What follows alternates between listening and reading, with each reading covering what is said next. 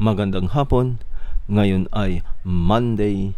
Welcome sa Lotto Result Today PH.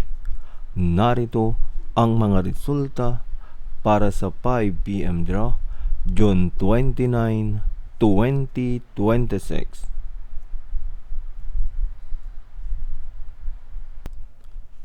Para sa resulta ng 2D Lotto, 27 at 30.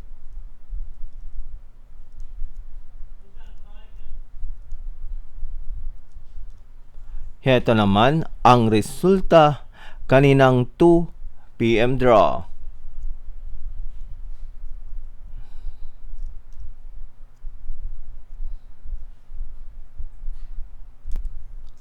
Para sa resulta ng 3D Lotto, 7, 4, at 6.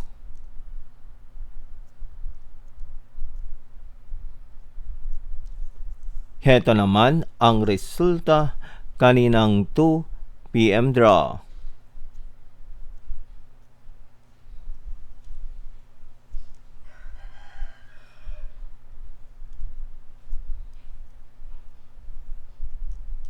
At yan ang mga resulta ngayong 5 p.m. draw ng Monday.